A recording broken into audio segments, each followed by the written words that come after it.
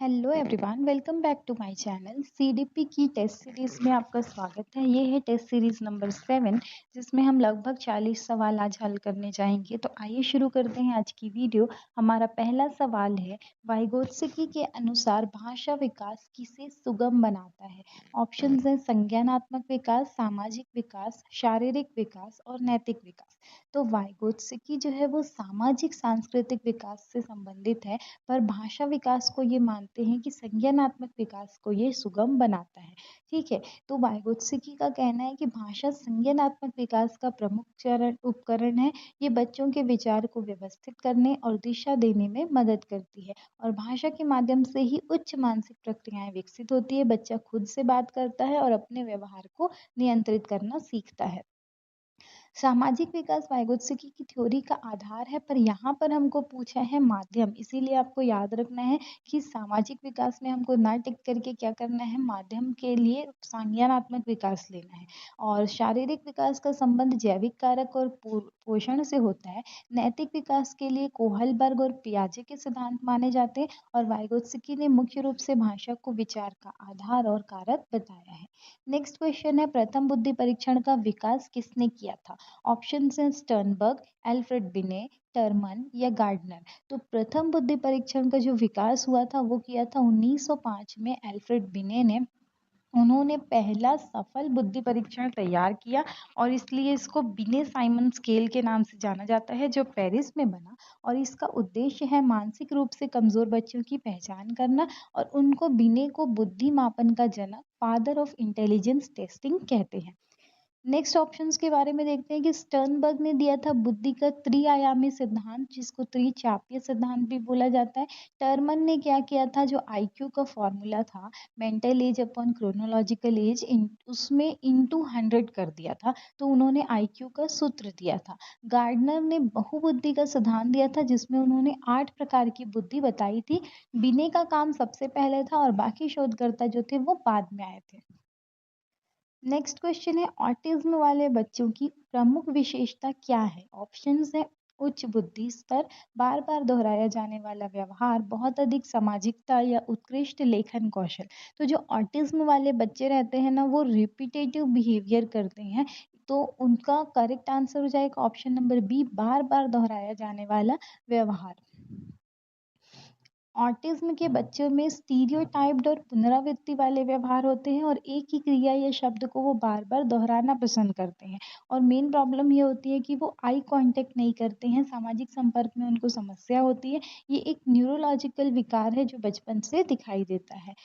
ज़रूरी नहीं है कि ऑटिस्टिक बच्चा उच्च बुद्धि का होगा, स्तर अलग हो सकता है। ये बच्चे सामाजिक होने के बजाय एकांत प्रिय और अंतर्मुखी होते हैं, और लेखन कौशल में उनकी सुधार हो सकता है, पर वो उनकी पहचान नहीं है। मुख्य रूप से क्या है, इनको संचार और सामाजिक अंतःक्रिया की बाधा। अगला सवाल है, सामाजिक रचनावाद के अनुसार उपयुक्त मूल्यांकन क्या है? ऑप्शंस हैं लिखित परीक्षा, सहयोगात्मक परियोजनाएं, वस्तुनिष्ठ प्रश्न या मानक परीक्षण। तो सामाजिक रचनावाद के अनुसार जो उपयुक्त मूल्यांकन है, उसमें आप क्या लेंगे, सामाजिक बोला जा रहा है, तो सामाजिक में आप लिखित परीक्षा ले नहीं सकते, क्योंकि इसमें आप सामाजिक नहीं आएगा। वस्तुनिष्ठ प्रश्न में भी टिक करना है, और मानक परीक्षण में स्टैंडर्ड टेस्टिंग रहती है वो है। तो सामाजिक रचनावाद जब बोला जा रहा है, मतलब कि आपको सोशल कंस्ट्रक्टिविज्म देखना है, तो इसके लिए आप क्या करेंगे, सहयोगात्मक परियोजनाएं देंगे। ऑप्शन नंबर 20 का करेक्ट आंसर हो जाएगा। में सीखने और सहयोग पर अधिक बल देता है, और सहयोगात्मक परियोजना में क्या होता है, बच्चे एक दूसरे से बातचीत करते हैं, जिसको पीयर लर्निंग बोला जाता है। तो पीयर लर्निंग को सीखने का श्रेष्ठ तरीका माना जाता है, और इसमें बच्चे एक्टिव पार्टिसिपेट करते हैं, तो उनका जो सोशल स्किल है, सामाजिक कौशल, वो भी बढ़ता है। बाकी देखते हैं, लिखित परीक्षा सिर्फ याद करने की क्षमता को जांचती है। अगर हमको रचनावाद देखना है, कंस्ट्रक्टिविज्म, जहां बच्चे अपनी प्रतिभा को दिखाएं, तो उसके लिए ना आप वस्तुनिष्ठ प्रश्न कर सकते हैं, ना लिखित परीक्षा कर सकते हैं। और मानक परीक्षण जो है, वो सब बच्चों की जो पर्टिकुलर अलग अलग इंडिविजुअलिटी होती है ना, उसको वो लोग नहीं देखते हैं। उसमें वो लोग एक स्टैंडर्ड टेस्ट है और सब पर वही टेस्ट अप्लाई करते हैं। और कंस्ट्रक्टिविज्म जो है, रचनावाद, इसमें मूल्यांकन को सीखने की प्रक्रिया का एक हिस्सा माना जाता है। नेक्स्ट है पियाजे के अनुसार संज्ञानात्मक विकास की पहली अवस्था क्या है? ऑप्शंस है पूर्व संक्रियात्मक, संवेदीगामक, मूर्त संक्रियात्मक या औपचारिक संक्रियात्मक। तो पियाजे ने संज्ञानात्मक विकास के 4 चरण दिए थे। उसमें सबसे पहला चरण जो आता है वो है आपका संवेदीगामक, सेंसरी मोटर, जिसमें बच्चा क्या करता है अपने शरीर के अंगों का, सेंसरी ऑर्गन्स का उपयोग करके चीजों को सीखता है। तो ऑप्शन नंबर बी इसका करेक्ट आंसर हो जाएगा। संवेदीकामक अवस्था जो होती है वो 0 से 2 साल तक की होती है, जिसमें बच्चे अपनी इंद्रियों से और शारीरिक गतिविधियों के माध्यम से सीखते हैं। इसमें वस्तु स्थायित्व की अवस्था, इस अवस्था की उपलब्धि है और बच्चा क्या करता है प्रतिवर्ती क्रियाओं से सीखना शुरू करता है। पूर्व संक्रियात्मक जो है वो 2 से 7 साल का है, जिसमें बच्चा प्रतीकों और भाषा का प्रयोग करता है। मूर्त संक्रियात्मक जो है इसमें 7 से 11 साल के बच्चे आते हैं, जिसमें बच्चा तार्किक चिंतन शुरू करता है। और औपचारिक संक्रियात्मक जो है वो 11 साल से ऊपर है, जिसमें अमूर्त चिंतन विकसित होता है। और पियाजे ने विकास को चरणों में विभाजित किया है जो क्रमबद्ध होते हैं। और 4 चरण हैं आपके, कौन कौन से हैं? सबसे पहला सेंसरी मोटर, जिसको संवेदीगामक अवस्था बोलते हैं, 0 से 2 साल। फिर पूर्व संक्रियात्मक है जो 2 से 7 साल का है। फिर मूर्त संक्रियात्मक है जिसमें 7 से 11 साल आते हैं। और औपचारिक संक्रियात्मक 11 साल से ऊपर। नेक्स्ट क्वेश्चन देखते हैं। ZPD zone of proximal development, जिसको समीपस्थ विकास का क्षेत्र बोला जाता है, इसकी अवधारणा किसने दी? ऑप्शंस हैं जीन पियाजे, लेव वाइगोत्स्की, कोहलबर्ग या स्किनर। तो ZPD जो है वो सामाजिक विकास के संबंधित है। और सामाजिक सांस्कृतिक विकास से कौन संबंधित है? लेव वाइगोत्स्की। तो इसका आंसर हो जाएगा option number B, Lev Vygotsky. ZPD क्या होता है? वो क्षेत्र जहाँ बच्चा किसी की मदद से सीखता है, इसको समीपस्थ विकास का क्षेत्र या जोन ऑफ प्रॉक्सिमल डेवलपमेंट बोला जाता है। और बच्चे का वास्तविक विकास और संभावित विकास के बीच का ये अंतर है। यहाँ पर एक वर्ड और आता है स्कैफोल्डिंग। स्कैफोल्डिंग ज्यादा आता है वो टेम्पररी बच्चे को मदद दी जाती है ताकि बच्चा वहां पर सीख सके। ठीक है, नेक्स्ट क्वेश्चन, अच्छा नेक्स्ट ऑप्शन के बारे में देख लेते हैं। जीन पियाजे ने जैविक परिपक्वता और स्वयं से खोजने पर बल दिया था। कोहलबर्ग ने नैतिकता के विकास के स्तर की बात की थी, ना कि ZPD की। और स्किनर ने दिया था क्रिया प्रसूत अनुबंधन और सुदृढ़ीकरण के नियम। वाइगोत्स्की का सिद्धांत है सामाजिक अंतःक्रिया और संस्कृति पर आधारित।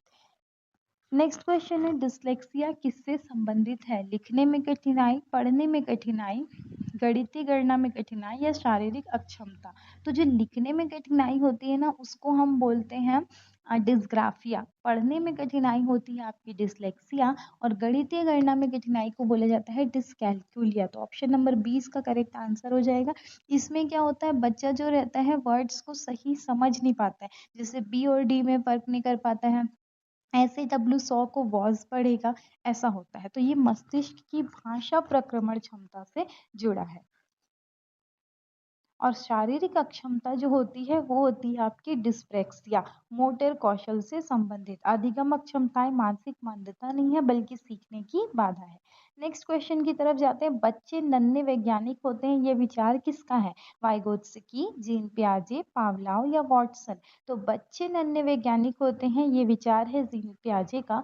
जीन पियाजे ने बच्चे सक्रिय रूप से ज्ञान का निर्माण करते हैं, ऐसा उनका मानना था। वो दुनिया के बारे में अपने सिद्धांतों की रचना खुद करते हैं।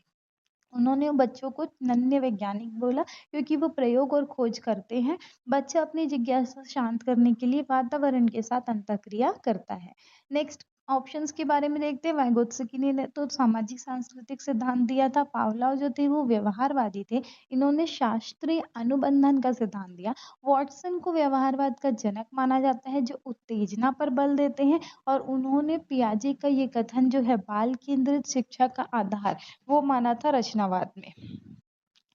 नेक्स्ट है बुद्धि लब्धि का सूत्र किसने दिया था? तो अभी हमने पिछले क्वेश्चन में देखा था कि एल्फ्रेड बिने ने जो था बुद्धि लब्धि की खोज की थी। ठीक है, लेकिन बुद्धि लब्धि का सूत्र किसने दिया था? टर्मन ने। तो ऑप्शन नंबर 20 का करेक्ट आंसर हो जाएगा। बुद्धि लब्धि का जो सूत्र था वो लुइस टर्मन ने 1916 में दिया था। पहले जो था सिर्फ मानसिक आयु अपॉन वास्तविक आयु थी, उन्होंने उसमें 100 का मल्टीप्लाई करके बुद्धि लब्धि को नंबर में फाइंड आउट करने का मेथड दिया। एल्फ्रेड बिने ने मानसिक आयु का संप्रत्यय दिया था, विलियम स्टर्न ने सूत्र दिया था MA/CA, लेकिन 100 से मल्टीप्लाई किसने किया था? टर्मन ने। और वेक्सलर ने क्या किया था? बुद्धि परीक्षण, वयस्क बुद्धि परीक्षण टेस्ट का निर्माण किया था। और IQ का प्रयोग सामान्यतः औसत बुद्धि की श्रेणी निर्धारित करने में होता है।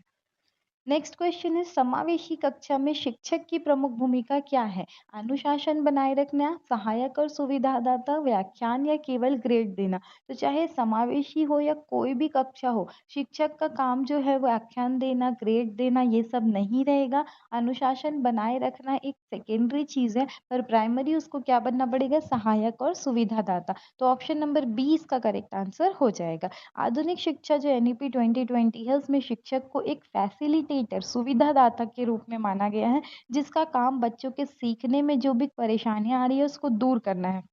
उसका काम बच्चे को नसीहत देना नहीं है कि तुमने ये करना है, उसने बच्चे को सिखाना है, चीज़ों को समझाना है। ठीक है। और समावेशी कक्षा क्या होता है? जिसमें हर प्रकार के बच्चे अपनी ज़रूरत के अनुसार एक ही कक्षा में रहते हैं और उनको साथ में शिक्षा दी जाती है। NCF 2005 जो है वो शिक्षक को ज्ञान का स्रोत नहीं मानता, बल्कि क्या मानता है? सुविधादाता, क्योंकि ज्ञान आजकल कहीं से भी मिल जाता है आपको। आप बुक्स से भी बाहर जाके पढ़ सकते हो, नेट है, यूट्यूब है, हर जगह पढ़ सकते हो। पर मेन क्या है? शिक्षक को क्लास में वो माहौल देना है, बच्चे को हेल्प करनी है और उनको फैसिलिटी प्रोवाइड करनी है कि वो उस चीज़ को सीखे। नेक्स्ट ऑप्शन है, केवल अनुशासन पर जोर देना तो सृजनात्मकता को कम करता है। व्याख्यान विधि जो है वो शिक्षक केंद्रित विधि है, जिसको हम यूज नहीं कर सकते। Next question. अच्छा, नेक्स्ट क्वेश्चन है, समावेशी शिक्षा का मुख्य उद्देश्य क्या है? केवल दिव्यांगों को पढ़ाना, सभी बच्चों को समान अवसर देना, मेधावी बच्चों को अलग करना या विशेष स्कूल खोलना? तो समावेशी शिक्षा का मुख्य उद्देश्य, समावेशी है जब इसका मतलब है सबको आपको उसमें समावेशित करना है, एक साथ करना है, इसीलिए सभी बच्चों को समान अवसर देना जो है ये समावेशी शिक्षा का उद्देश्य हो जाएगा। केवल दिव्यांग बच्चों को पढ़ाना ऐसा नहीं है, जिसमें आप इंक्लूसिव नहीं कर पाओगे फिर। और मेधावी बच्चों को अलग भी नहीं करना है, आपको उनको भी साथ लेकर पढ़ाना है और विशेष स्कूल नहीं खोलना है, इसीलिए समावेशी शिक्षा की बात की गई है ना। तो ऑप्शन नंबर 20 का करेक्ट आंसर है कि समावेशी शिक्षा है कि सभी बच्चे, चाहे उनकी शारीरिक, मानसिक, सामाजिक पृष्ठभूमि कुछ भी हो, वो एक छत के नीचे बैठे और एक दूसरे के साथ पढ़े, जिससे बच्चे में अंदर भेदभाव की भावना नहीं आती और वो बच्चे सीखने की जरूरत को सम्मान करती, जिसमें शिक्षण पद्धति को बच्चे के अनुरूप ढाला जाता है। यहाँ दिव्यांगों के लिए सिर्फ नहीं है, विशेष स्कूल की अवधारणा भी नहीं। अगला सवाल है, समावेशी शिक्षा के लिए क्या आवश्यक है?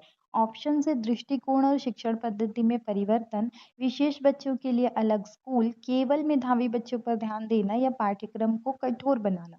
तो समावेशी शिक्षा के लिए जो आवश्यक है, जिसमें आप सबसे पहली चीज देखिए, नीचे से अगर हम देखने जाए तो पाठ्यक्रम को कठोर बना करके आप किसी को कैसे सिखा सकते हैं? सिर्फ आप पाठ्यक्रम को कठोर नहीं बना सकते, तो ये तो रॉन्ग हो जाएगा।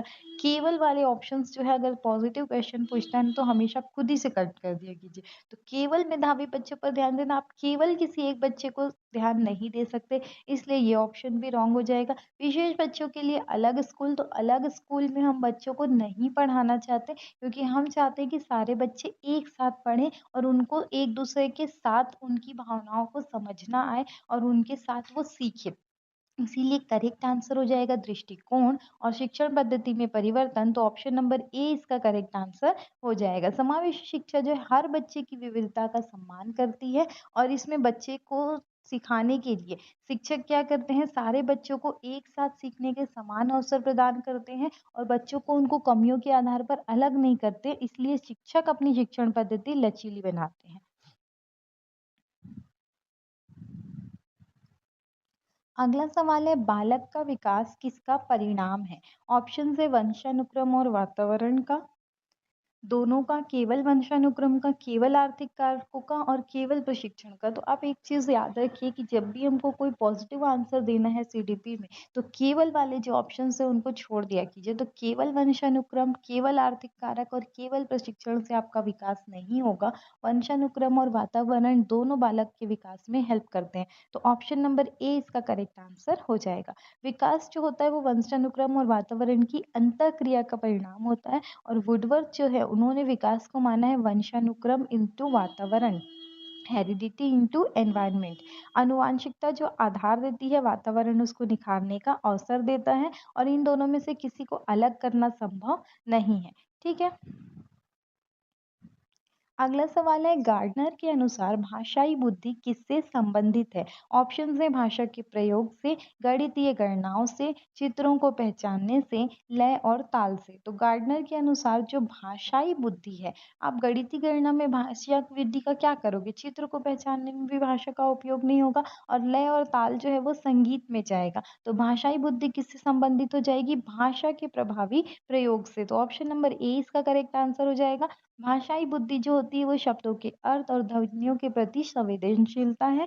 लेखक और कवि इस बुद्धि का सबसे ज्यादा उपयोग करते हैं और भाषा के माध्यम से अपनी बात को स्पष्ट करने की योग्यता, इसमें सुनने, बोलने, पढ़ने, लिखने की उच्च कौशल शामिल है। गणितीय गणना जो है वो गणितीय बुद्धि इसका प्रमुख हिस्सा है। चित्रों को पहचानना जो है वो स्थानिक बुद्धि की विशेषता है। लय और ताल जो है वो संगीत बुद्धि से संबंधित है। तो गार्डनर ने प्रत्येक व्यक्ति में अलग अलग बुद्धि होती है ये बोला था और उन्होंने बहुबुद्धि का सिद्धांत दिया था।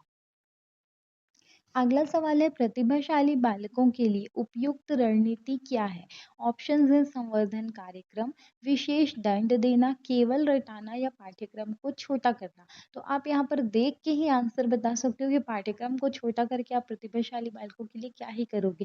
केवल रटाना ये तो गलत है, विशेष दंड देना तो कभी भी दंड आपको किसी बच्चे को नहीं देना है, तो बी भी रॉन्ग हो जाएगा। करेक्ट आंसर हो जाएगा ऑप्शन नंबर ए, संवर्धन। नेक्स्ट क्वेश्चन है, कोहलबर्ग का सिद्धांत किससे संबंधित है? ऑप्शंस है नैतिक विकास, सामाजिक विकास, संज्ञानात्मक विकास या शारीरिक विकास। तो हमने देखा था कि संज्ञानात्मक विकास जो दिया था वो पियाजे ने दिया था, सामाजिक सांस्कृतिक विकास जो है वो वाइगोत्स्की से संबंधित है और नैतिक विकास जो है वो कोहलबर्ग का सिद्धांत है। तो ऑप्शन नंबर ए इसका करेक्ट आंसर हो जाएगा। कोहलबर्ग ने नैतिक विकास के 3 स्तर और 6 चरण बताए हैं। उन्होंने बच्चों की नैतिक दुविधाओं पर व्यापक शोध किया और उनका सिद्धांत जो है वो सही और गलत के बीच तर्क करने की प्रक्रिया है। इसमें पूर्व परंपरागत, परंपरागत और उत्तर परंपरागत स्तर आते हैं।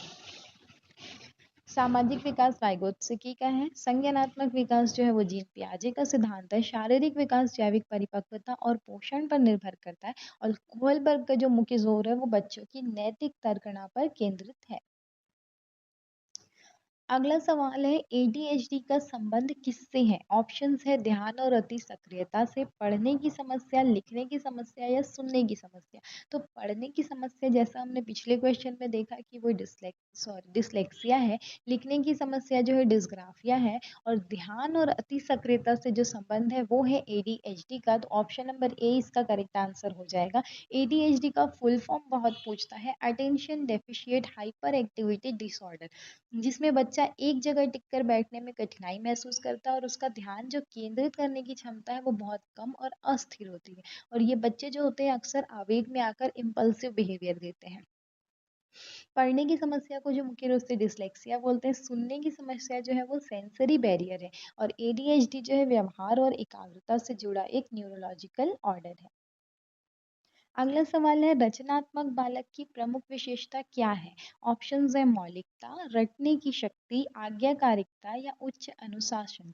तो मौलिकता का जो मतलब होता है वो होता है ओरिजिनलिटी। तो ओरिजिनलिटी जब बच्चे के अंदर होती है तो वो रटता नहीं है, ना ही उसको जरूरी नहीं है कि आज्ञाकारिता हमेशा आज्ञा माने या उच्च अनुशासन में रहे तो वो बच्चा रचनात्मक होगा।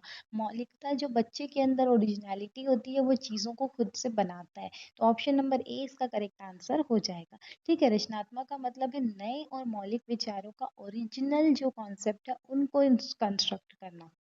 रचनात्मक बालक किसी भी समस्या के लिए बहुत सारे सॉल्यूशंस ढूंढता है, जिसमें डाइवर्जेंट थिंकिंग की प्रमुखता होती है और वो लीक से हटकर सोचने और नया निर्माण करने में कुशल होता है। रचना जो है वो रचनात्मकता के बिल्कुल विपरीत है। आज्ञाकारिकता नैतिक गुण है पर उसको रचनात्मकता से जोड़ना नहीं सही है और अनुशासन व्यवहार का हिस्सा है पर मौलिकता सोच का हिस्सा है और रचनात्मक बालक अक्सर स्वतंत्र और खोजी प्रवृत्ति के होते हैं। अगला सवाल है, मूल्यांकन का निर्माणात्मक स्वरूप क्या कहलाता है? Formative assessment, summative assessment, IQ test या वार्षिक परीक्षा। तो निर्माणात्मक स्वरूप जब हम बोलते हैं तो हम देखते देखते उसमें मूल्यांकन करते हैं पढ़ाई के साथ साथ, तो वो होता है आपका फॉर्मेटिव असेसमेंट। ठीक है, शिक्षण प्रक्रिया के दौरान किया जाता है और इसका मुख्य उद्देश्य है कि तुरंत फीडबैक दे बच्चे को और सीखने की कठिनाई को पहचानने में मदद करे, इसलिए इसको असेसमेंट फॉर लर्निंग बोलते हैं, सीखने के लिए आकलन। समेटिव असेसमेंट जो होता है वो साल के अंत में किया जाता है, जो योगात्मक आकलन कहलाता है। आईक्यू टेस्ट जो है वो बच्चे की बौद्धिक क्षमता को अंकों में मापता है। आईक्यू के बारे में हमने पहले पढ़ा कि आईक्यू का कॉन्सेप्ट दिया था एल्फ्रेड बिने ने, स्टर्न ने फॉर्मूला दिया और टर्मन ने उसमें इंटू 100 किया। वार्षिक परीक्षा अंत में होती है और इसका उद्देश्य होता है ग्रेड देना। ठीक है, नेक्स्ट क्वेश्चन की तरफ जाते हैं। स्कैफोल्डिंग का अर्थ क्या है? तो स्कैफोल्डिंग के बारे में मैंने आपको पिछले वाइगोत्सिकी के सामाजिक सांस्कृतिक सिद्धांत में बताया था कि जब बच्चे क्या है सीख रहे होते हैं तो उस वक्त उनको टेम्पररी थोड़ी सी हेल्प दी जाती है ताकि वो उसको सीख सके। तो वो टेम्पररी हेल्प जो होती है वो कहलाती है स्कैफोल्डिंग, जिसको हिंदी में मचान बोलते हैं। तो इसमें बच्चे को आप अकेला नहीं छोड़ेंगे, उत्तर लिख कर नहीं देंगे, ना ही रटने को प्रोत्साहित करेंगे। आप बच्चे को ज़रूरत के अनुसार सहायता प्रदान करेंगे। ठीक है, ये सहायता तब तक दी जाएगी जब तक बच्चा खुद सक्षम ना हो। जैसे बच्चा साइकिल चलाना सीख रहा है तो आप पीछे से पकड़े रहेंगे, पर जब बच्चा धीरे धीरे कॉन्फिडेंट हो रहा है आप छोड़ देंगे। जब बच्चा चलाने लग रहा है, ठीक है, तो बच्चे को हम वहां पर छोड़ देते हैं। तो ये होता है आपका स्कैफोल्डिंग। वाइगोत्स्की ने इसको सामाजिक अधिगम का महत्वपूर्ण अंग माना है, जिसमें संकेत देना और समस्या के आधे भाग को हल करना शामिल है। बच्चे को अकेला छोड़ देंगे तो वो कठिन कार्यों में असफल हो जाएगा। उत्तर लिख कर देना जो है वो लर्निंग को बाधित करता है और रटना एक निष्क्रिय प्रक्रिया है जो स्कैफोल्डिंग के सिद्धांत के विरुद्ध है। ये सहायता वयस्क या कुशल साथी के द्वारा प्रदान की जाती है। अगला सवाल है सीसीई में पहले सी का अर्थ क्या है? तो सीसीई का फुल फॉर्म देखिए, ये होता है, पूछता है एग्जाम में, कॉन्टिन्यूअस एंड कॉम्प्रिहेंसिव इवेल्युएशन। तो पहला सी जो है वो कंटिन्यूअस को बोलता है और दूसरा सी जो बोलता है वो कॉम्प्रिहेंसिव को बोलता है। ठीक है, तो ऑप्शन नंबर ए इसका करेक्ट आंसर हो जाएगा, continuous. CCE continuous and comprehensive evaluation, सतत और व्यापक मूल्यांकन। सतत का मतलब है कि हम लगातार पूरे शैक्षणिक सत्र में हम बच्चे का मूल्यांकन करते रहेंगे, और कॉम्प्रिहेंसिव का मतलब होता है कि हम हर क्षेत्र में मूल्यांकन करेंगे। हर क्षेत्र में का क्या मतलब है कि आप सिर्फ शैक्षिक क्षेत्र में नहीं देखेंगे, आप देखेंगे कि बच्चा ड्राइंग कैसा कर रहा है, बच्चे को प्रोजेक्ट दे रहे हैं वो कैसा बना रहा है, बच्चा सिंगिंग में कैसा है, डांसिंग में कैसा है, बच्चा खेल में कैसा है। हर चीज पूरा बच्चे का ओवरऑल करते हैं टेस्ट, उसको बोला जाता है कॉम्प्रिहेंसिव। और ये साल के अंत में परीक्षा लेने के बजाय रोज के सीखने पर बल देता है और सीखने के अंतराल को समय रहते हम भर सकते हैं। कॉम्प्रिहेंसिव का मतलब है शैक्षिक सह शैक्षिक, कॉग्निटिव और क्रिएटिव मूल्यांकन के विभिन्न पहलू और परिणाम है। सीसीई का मुख्य लक्ष्य सर्वांगीण विकास का निरंतर मूल्यांकन करना है और ये रटने की प्रणाली को खत्म करती है। अगला सवाल है, अधिगम को प्रभावित करने वाला महत्वपूर्ण कारक क्या है? ऑप्शंस है अभिप्रेरणा, केवल अच्छी पुस्तकें, सुंदर इमारत या महंगा स्कूल। तो ये क्वेश्चंस कुछ ऐसे क्वेश्चन होते हैं जो आपको पॉइंट्स दिलाते हैं। इसमें आपको देखकर आंसर पता चलता है, तो यहाँ पर क्या है, आपको टाइम वेस्ट नहीं करना है। आप देखिए केवल वाला आंसर तो कट कर दीजिए, सुंदर इमारत और महंगा स्कूल का बच्चा क्या करेगा? तो अधिगम को जो प्रभावित करेगा ना, मेन है मोटिवेशन। जितने अच्छे से वो मोटिवेट होगा, सीखने के लिए प्रेरित होगा, उतने अच्छे से वो सॉल्व करेगा चीजों को और समझेगा। नेक्स्ट क्वेश्चन देखते हैं। अच्छा, अभिप्रेरणा जो है वो सीखने का राजमार्ग कहलाती है। ठीक है, तो ये आपको याद रखना है, कई बार क्वेश्चन पूछ लेता है कि सीखने का राजमार्ग क्या कहलाती है। तो सीखने का राजमार्ग कहलाती है अभिप्रेरणा। पुस्तकें सहायक है, पर बिना रुचि और प्रेरणा के अभाव के आप पुस्तकों का क्या करोगे? और बिना मोटिवेशन के बच्चा नहीं सीख सकता, तो हमको सबसे पहले उसको मोटिवेशन करना है। अगला सवाल है, सीखने का रचनावादी दृष्टिकोण किस पर बल देता है? ज्ञान के निर्माण पर, सूचना के संग्रहण पर, केवल पाठ्य पुस्तकों पर या शिक्षक के व्याख्यान पर? तो रचनावादी मतलब होता है बच्चा खुद से रचना करेगा। तो रचना करने के लिए वो सूचना को संग्रहण नहीं करेगा, सिर्फ पाठ्य पुस्तक या शिक्षक का लेक्चर कोई काम नहीं है। तो ऑप्शन नंबर ए इसका करेक्ट आंसर हो जाएगा। ये ऐसे क्वेश्चन है जो जब एग्जाम में आएंगे ना तो आपके मार्क्स पक्के हैं। आपको टिक करना है, आपका टाइम कंज्यूम नहीं करेगा, आप आंसर टिक करिए और आगे बढ़िए। ठीक है, नेक्स्ट क्वेश्चन की तरफ, अच्छा एक पॉइंट और देखते हैं कि पियाजे और वाइगोत्स्की दोनों जो है वो रचनावादी विचारक है। तो हमको ये भी याद करना है, और पियाजे ने बच्चों को नन्हे वैज्ञानिक कहा है कि वो अपना आंसर खुद ढूंढते हैं। ठीक है, इसमें करके सीखना सबसे ऊपर रखा जाता है। नेक्स्ट क्वेश्चन है, थार्नडाइक का अधिगम सिद्धांत क्या कहलाता है? प्रयत्न और त्रुटि सिद्धांत, अंतर्दृष्टि सिद्धांत, शास्त्रीय अनुबंधन या सामाजिक अधिगम? तो थार्नडाइक का जो अधिगम है वो थार्नडाइक ने 3 नियम दिए थे। ठीक है, तो इसका एक नियम है प्रयत्न और त्रुटि का सिद्धांत, मतलब आपको क्या करना है, कोशिश करनी है। ठीक है, और उसके बाद कोशिश करने में अगर गलती हो रही है तो वो धीरे धीरे सुधरेगी, जिसको ट्रायल एंड एरर मेथड बोला जाता है। इन्होंने बिल्ली पर प्रयोग करके ये सिद्धांत दिया था, और इन्होंने 3 नियम दिए थे, तत्परता का नियम, अभ्यास का नियम और प्रभाव का नियम। तत्परता का नियम क्या बोलता है कि कोई चीज़ सीखने के लिए अगर आप रेडी हो तो आप उस चीज़ को ज़्यादा अच्छे से सीख सकते हो, बजाय इसके कि आप उसको आप पर ज़बरदस्ती थोपा जा रहा है। अभ्यास का नियम ये बोलता है कि आप उस काम को जितनी बार रिपीट करोगे आप उसमें परफेक्ट हो जाओगे। बोलते हैं ना, रिपीटेशन जितना करोगे, जितना रिवाइज करोगे, तब आपको आंसर सही मिलेगा। Practice make man perfect. और तीसरा है इफेक्ट, प्रभाव का नियम। प्रभाव का नियम ये बोलता है कि जब आप कोई काम कर रहे हो और उसका आपको कुछ इफेक्ट दिखता है कि हाँ ये काम करने से ये फायदा हो रहा है, तो आप प्रभाव कर रहे हो। अब मान लो आप कहीं पर सिर्फ बैठे हुए हो और बैठ के फोन देख रहे हो, तो फोन देखने में आपका क्या प्रभाव आ रहा है? और वही आप किसी वीडियो को देख रहे हो, और वो वीडियो जो है आपका स्टडी से रिलेटेड है, तो वो आपको आने वाले एग्जाम में हेल्प करेगा। तो ये होता है प्रभाव का नियम। एस आर थ्योरी क्या होती है? एस आर थ्योरी होती है स्टिमुलस रिस्पॉन्स। इसी था सीखने जो प्रयत्न और त्रुटि का सिद्धांत है ना, इसी को एस आर थ्योरी भी बोला जाता है। और इसमें बार बार प्रयास करने से क्या होता है, गलतियां कम हो जाती हैं और सीखना बढ़ता है। अंतर्दृष्टि का सिद्धांत जो था वो कोहलर और गेस्टाल्टवार्डियो ने दिया था। शास्त्रीय अनुबंधन जो है वो पावलोव का सिद्धांत है। और सामाजिक अधिगम जो है वो अल्फ्रेड बंडूरा के द्वारा दिया गया था। तो थार्नडाइक को आधुनिक शिक्षा मनोविज्ञान का जनक कहा जाता है। तो ये 4 पॉइंट्स जो है आपने याद रखने हैं, इससे भी बहुत सारे क्वेश्चंस बनते हैं। नेक्स्ट क्वेश्चन की तरफ जाते हैं, शब्दों का खेल और पहेलियों की रुचि किस आयु में बढ़ती है? ऑप्शन है 7 साल, 2 साल, 15 साल या जन्म के समय। तो शब्दों का खेल और पहेलियों की रुचि 2 साल में तो बढ़ेगी नहीं, ना जन्म के समय बढ़ेगी, तो ये दोनों हटा दो। अब 15 और 7 में से देखिए, 15 में बच्चा अच्छा बड़ा हो गया है, तो वो खेल में नहीं आएगा। तो करेक्ट आंसर क्या हो जाएगा? ऑप्शन नंबर ए, 7 साल। 7 साल में बच्चा क्या होता है, भाषा के सूक्ष्म अंतर को समझने लगता है, जिसमें वो मूर्त संक्रियात्मक अवस्था की शुरुआत में पहुंचता है और पहेलियों के तार्किक समाधान निकालने में आनंद महसूस करता है। तो शब्द भंडार बढ़ने से वो शब्दों के साथ प्रयोग करना और खेलना सीखता है। 2 वर्ष में बच्चा छोटे छोटे वर्ड बोल पाएगा, तो वो पहेलियां नहीं सुलझाएगा। 15 साल का बच्चा किशोर अवस्था है, तो वो अमूर्त और जटिल पहेलियां वहां पर आएंगी। और जन्म के समय बच्चा क्या ही करेगा, वो बेचारा छोटू सा रहता है। 7 साल की आयु जो है वो आधारभूत तार्किक समझ के विकास का महत्वपूर्ण काल है। तो ये थे हमारी आज की वीडियो। आई होप ये वीडियो आपके लिए हेल्पफुल हो। हम कभी ये दावा नहीं कर रहे हैं कि हम जो क्वेश्चन करवा रहे हैं वही क्वेश्चन एग्जाम में सेम टू सेम छपेंगे। ठीक है, क्योंकि इतना एक्सपीरियंस अभी हमारे साथ हुआ नहीं है। तो आप जो क्वेश्चंस कर रहे हैं ना, वो क्वेश्चन आपको आंसर ढूंढने में हेल्प करेगा। आप आंसर कैसे सॉल्व करोगे वो है। हो सकता है कई क्वेश्चंस जो है वो आपको कॉन्सेप्ट भी क्लियर करें और वो क्वेश्चंस एग्जाम में आ जाए। ठीक है, तो आप वीडियो को जब लगातार देखेंगे, पहले दिन, दूसरे दिन, तीसरे दिन, तो नंबर ऑफ क्वेश्चंस आपको मिल रहे हैं। अगर आप शुरू में बोल रहे हैं कि हम 40 क्वेश्चंस करा रहे हैं, तो वो 40 क्वेश्चन ही सिर्फ नहीं होते। उस 40 क्वेश्चन में जब आप आगे बढ़ते जाते हैं तो उसके एक्सप्लेनेशन में एक एक में 4 से 5 पॉइंट ऐड होते हैं, तो वो 200-250 क्वेश्चन होते हैं। तो आधे घंटे की एक वीडियो में आपका 200-250 क्वेश्चन का कॉन्सेप्ट रेडी होता है। वो कॉन्सेप्ट जो है वो आपको सीखने में हेल्प करता है।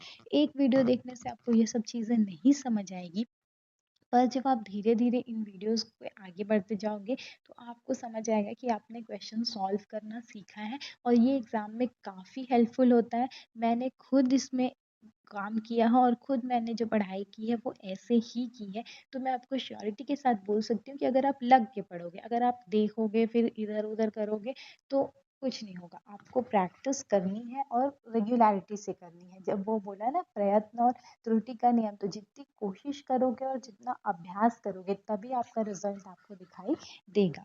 तो ऐसे ही और वीडियोस के लिए आप क्या कर सकते हैं, चैनल की प्लेलिस्ट पे जाइए, आपको इंग्लिश के, हिंदी के और सीडीपी के नंबर ऑफ वीडियोस दिखेंगे। आप प्लेलिस्ट में जाकर के टीईटी इंग्लिश देखेंगे तो इंग्लिश के वीडियोस मिलेंगे, हिंदी में हिंदी के वीडियोस होंगे और सीडीपी में सीडीपी के वीडियोस होंगे। तो ऐसे ही वीडियोस के लिए आप हमारे चैनल के साथ बने रहिए। वीडियो को लाइक कीजिए अगर आपको हमारा काम पसंद आ रहा है। कोई भी क्वेरी और सजेशन हो, you can write in the comment section. And अगर आपको हमको सपोर्ट करना है तो आप चैनल को सब्सक्राइब कीजिए और इस वीडियो को अपने फ्रेंड्स के साथ शेयर कीजिए। Thank you, have a nice day.